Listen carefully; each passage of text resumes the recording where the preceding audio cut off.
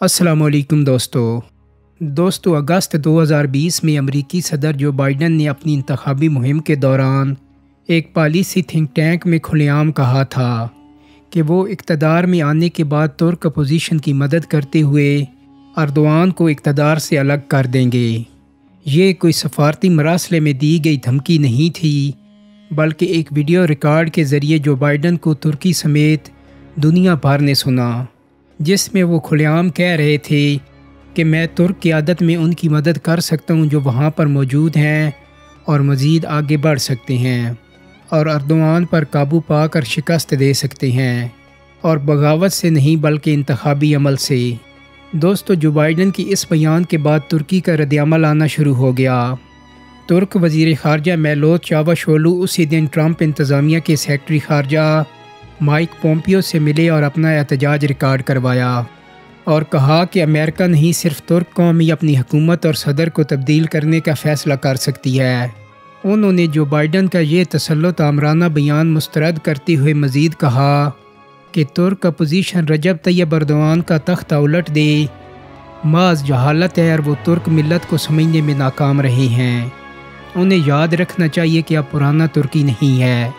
ترک صدارت اطلاعات کے صدر فرحت الدین آلتون نے جو بائیڈن کی اس بیان پر رد عمل دیتے ہوئے اسے ترکی کے خلاف سازش اور مداخلت پسندانہ روش قرار دیا اور کہا کہ یہ بیان موجودہ سفارتی تعلقات سے مطابقت نہیں رکھتا۔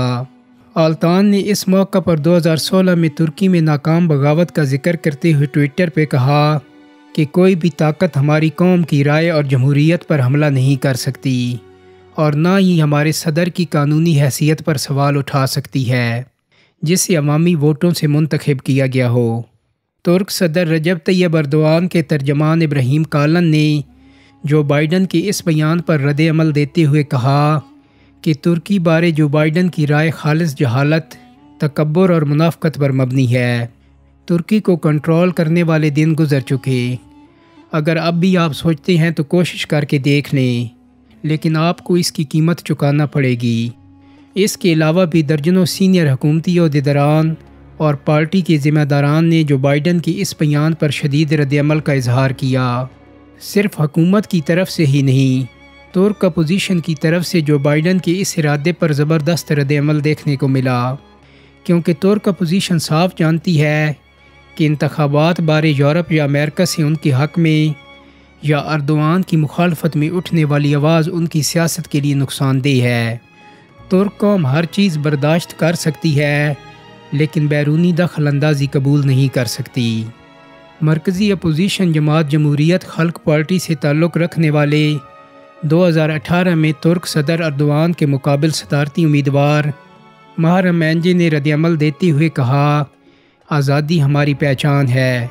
ترک گورنمنٹ کو تبدیل کرنے کی ذمہ داری ترک عوام کی ہے، تمہاری نہیں ہے جو بائیڈن۔ ترک صدر اردوان کے سابق ساتھی اور نئی اپوزیشن پارٹی دیوا پارٹی تخلیق کرنے والے علی بابا جان نے رد عمل دیتے ہوئے کہا کہ ترکی کی جمہوریت اس کی قوم اور سیاسی جماعتوں سے چلتی ہے اور اسے انتخابی کامیابی کے لیے کسی بیرونی حمایت کی ضرورت نہیں ہے۔ صدر اردوان کے ایک اور ساتھی اور سابق وزیر اعظم مستقبل پارٹی کے نام سے نئی اپوزیشن پارٹی بنانے والے احمد داؤد اولو نے کہا کہ ترک قوم واحد کردار ہے جس نے فیصلہ کرنا ہے کہ اس ملک پر کون حکومت کرے گا، اور میری جماعت ترک قوم کی مرضی کے علاوہ کسی دوسری طاقت کو تسلیم نہیں کرتی ہے۔ ترکی کی جماعت اسلامی سمجھنے والی حزب اختلاف کی سعادت پارٹی کے سربراہ تیمل کارامولا اولو نے ایک تحریری بیان میں بائیڈن کے ریمارکس کو تنقید کا نشانہ بنایا اور کہا کہ ان کی پارٹی کسی بھی غیر ملکی کردار کو ترکی کی اندرونی سیاست ڈیزائن کرنے کی اجازت نہیں دے گی۔ دوستو، امریکی صدارتی مہم کے دوران اس بیان کے بعد ترک قوم کی خواہش تھی کہ صدر ٹرمپ ایک بار پھر منتخب ہو جائیں، لیکن جو بائیڈن نئے امریکی صدر کے طور پر ابھرے۔ ان کے بیان کے پیش نظر امکان تھا کہ ترکی اور امریکہ کے تعلقات خطرناک حد تک کمزور ہو جائیں گے۔ جو بائیڈن نے اقتدار سنبھالنے کے بعد پہلی بار صدر اردوان کو کال کی، جو اگرچہ قدرے دیر سے کی گئی، تاہم اس کال کا سرا روسی صدر سے پہلے آیا۔ لیکن اس کال کے فوراً بعد ترکی کے دائیں بازو کی سیاست کرنے والوں بالخصوص حکمران پارٹی کی دکھتی رگ پر ہاتھ رکھ دیا گیا اور جو بائیڈن نے 1915 میں عثمانیوں اور آرمینیوں کی جنگ کو آرمینین نسل کشی قرار دیا۔ صدر رجب طیب اردوان کی طرف سے جو بائیڈن کی اس اقدام کی شدید مذمت کی گئی۔ صدر اردوان نے کہا اگر تم اسے نسل کشی کہتے ہو تو پہلے تمہیں آئینے میں خود کو دیکھنا چاہیے اور خود کے بارے رائے دینا چاہیے۔ اس موقع پر انہوں نے تاریخی حوالے دیتے ہوئے عثمانی ریاست کا دفاع کیا اور کہا کہ تاریخ کے بارے سیاستدانوں کو نہیں بلکہ اہل علم اور تاریخ دانوں کو فیصلہ ساز ہونا چاہیے۔ دوستو، جو بائیڈن کی دھمکی اور واضح عزائم کے باوجود صدر رجب طیب اردوان کی قیادت میں ترک حکومت نے امریکہ کا مقابلہ سفارتکارانہ حکمت عملی سے کیا، کیونکہ ترکی کی معاشی صورتحال اس بات کی اجازت نہیں دیتی تھی کہ تناؤ میں اضافہ کر کے ترک اپوزیشن کو اس کھیل میں موقع فراہم کیے جائیں۔ اس کے ساتھ ہی ترکی نے عالمی سطح پر خارجہ پالیسی میں تبدیلی لاتے ہوئے نارملائزیشن ڈاکٹرائن لانچ کر دی، جس کے تحت متحدہ عرب امارات، سعودی عرب، مصر اور دیگر عرب ممالک کے ساتھ تعلقات کو نارمل سطح پر لانا تھا تاکہ ملکی معیشت کو بہتر کرتے ہوئے 2023 کے انتخابات میں سازگار سیاسی ماحول پیدا کیا جا سکے۔ ترکی نے امریکہ کے ساتھ اختلافات پر بات کرنے کے لیے ایک میکانزم تیار کیا اور واشنگٹن بھیجا، تاہم جو بائیڈن انتظامیہ اس پر سنجیدہ دکھائی نہ دی۔ اسی دوران مختلف موقعوں پر ترک صدر اردوان کی امریکی ہم منصب سے ملاقاتیں بھی ہوتی رہیں۔ امریکہ کو میز پر لانے کے لیے ترکی نے نیٹو کا خوب استعمال کیا۔ اس کے بعد صدر اردوان کے اقتدار کے خاتمے کی بات کرنے والے امریکی صدر جو بائیڈن نے طیب اردوان سے 10 بار فون کال پر بات کی۔ اس کے بعد سفارتی اور دفاعی سطح پر دونوں ممالک کے درمیان روابط شروع ہونے کے باوجود ترکی اور امریکہ کے درمیان تعلقات میں اردوغان حکومت کو مطلوب توانائی نہیں مل رہی تھی۔ لیکن پھر حالات نے پلٹا کھایا۔ روس اور یوکرین جنگ شروع ہو گئی۔ روس یوکرین جنگ سے قبل ہی ترکی نے اس معاملے پر روس اور یوکرین دونوں کے ساتھ اپنے تعلقات کو خوب استعمال کیا اور اس مسئلے کو جنگ کیے بغیر حل کرنے کی کوششیں کی۔ ان دونوں ملکوں کے صدر استنبول میں ملنے پر راضی بھی ہو گئے۔ اس صورتحال نے ترکی کو یورپی یونین اور امریکہ میں علاقائی مسئلے کا پرامن حل نکالنے والی قوت بنا کر پیش کیا۔ امریکہ مسلسل تناؤ میں اضافہ کر رہا تھا اور چاہا کہ روس جنگ کی طرف قدم بڑھائے۔ بالآخر روس نے یوکرین پر حملہ کر دیا، لیکن ترکی نے اپنی خارجہ پالیسی میں توازن قائم رکھتے ہوئے دونوں فریقین سے رابطہ قائم رکھا اور امن کی کوششیں جاری رکھیں۔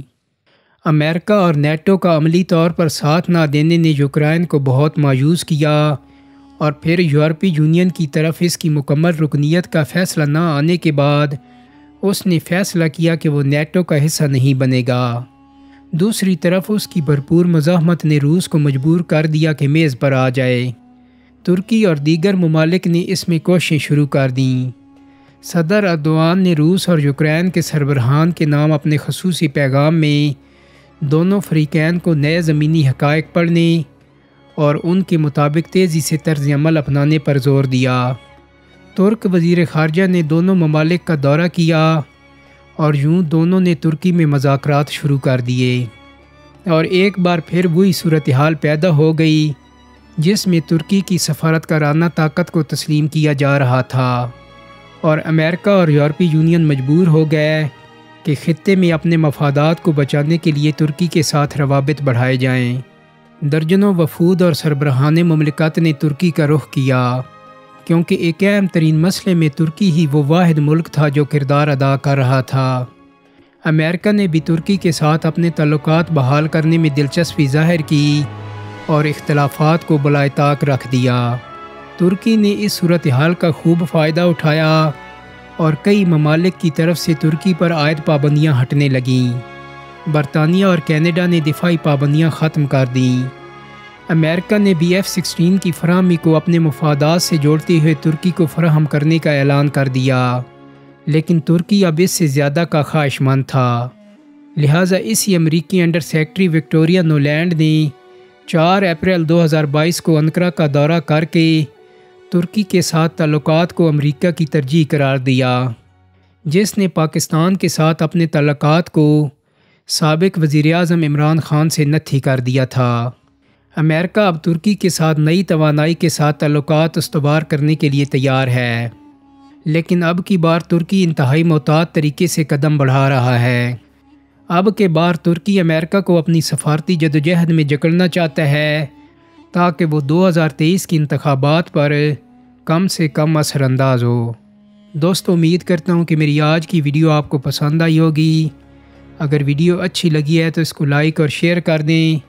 چینل کو سبسکرائب کرنے کے ساتھ ساتھ بیل آئیکن کو بھی کلک کر دیں تاکہ آپ کو میری آنے والی مزید ویڈیوز کے نوٹیفیکیشن ملتے رہیں۔ بہت جلد ہی ایک نئی ویڈیو کے ساتھ ملاقات ہوگی۔ اپنا بہت سارا خیال رکھیے گا۔ اللہ حافظ۔